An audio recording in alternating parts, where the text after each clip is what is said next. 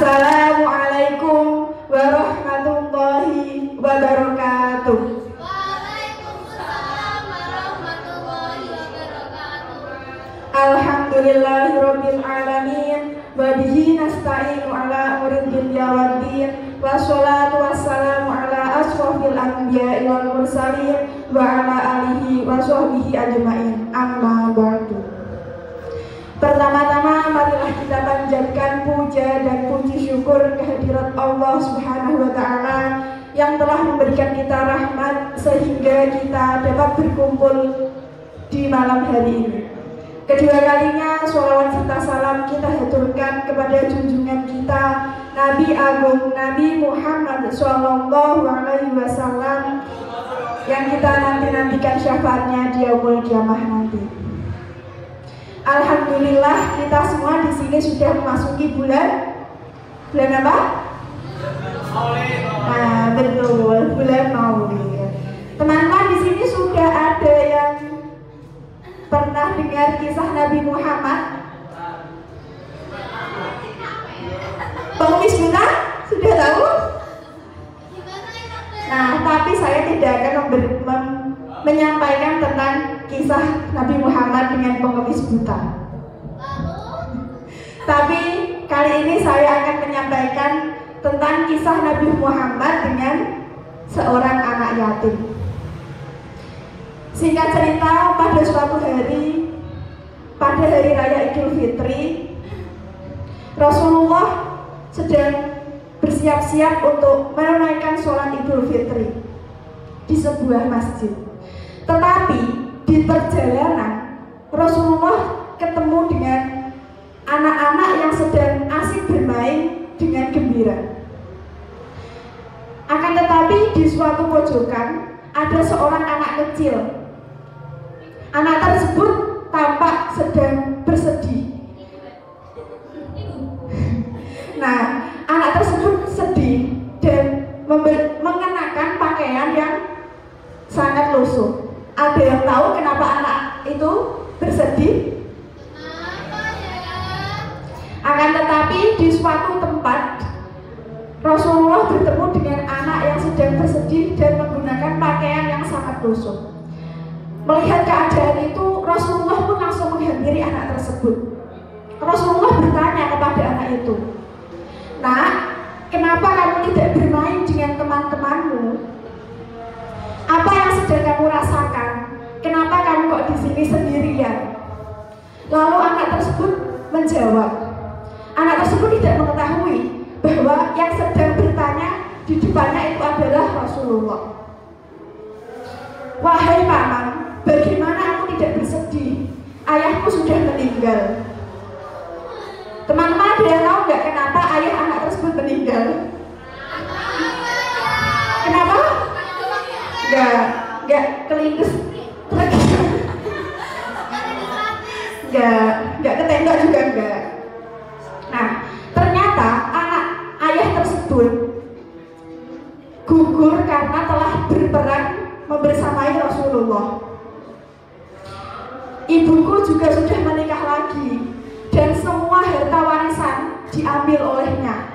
Aku diusir dari rumah oleh ayah tiriku ya paman. Dan sekarang aku hidup sebatang kara. Rasulullah pun terkejut mendengar cerita tersebut.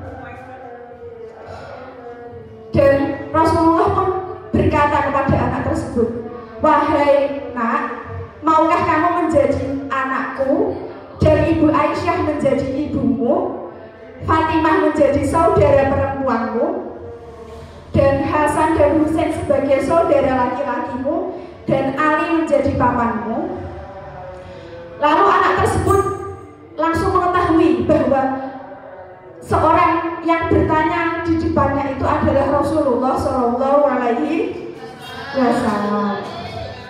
Anak tersebut langsung ceria, "Ya Rasul, bagaimana aku tidak mau, karena aku akan menjadi salah satu dari anakmu." Lalu singkat cerita, Rasulullah pun membawa pulang anak tersebut ke rumahnya. Di rumahnya, anak tersebut diberi pakaian yang sangat layak, diberi makanan sampai kenyang, dan diberi perhatian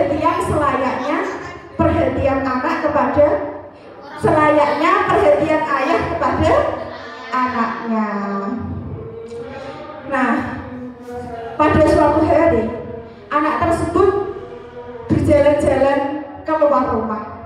Di tengah perjalanan, anak tersebut bertemu dengan sahabat-sahabatnya. Lalu temannya bertanya kepada anak itu, "Kenapa kamu sekarang kok senyum-senyum, padahal kemarin kamu menangis?" Anak tersebut pun menjawab, "Bagaimana sekarang kamu tidak bahagia? Jika sekarang ayahku adalah Rasulullah, ibuku adalah Ibu Aisyah, saudara perempuanku adalah Fatimah, saudara laki-lakiku adalah Hasan dan Husain, dan sekarang pamanku adalah Ali." Lalu anak tersebut langsung iri. Mereka langsung mengatakan, "Kenapa kok ayahku tidak mati syahid aja waktu perang? Biar aku diangkat anak oleh Rasulullah." Nah, namun kebahagiaan anak tersebut tidak berlangsung lama. Tiba-tiba pada suatu hari Rasulullah pun wafat. Lalu anak tersebut meratapi kesedihannya. "Kenapa nasibku seperti ini lagi? Padahal aku baru menikmati menjadi seorang anak yang sangat diprioritaskan oleh Rasulullah." Dan mendengar perkataan tersebut, Abu Bakar pun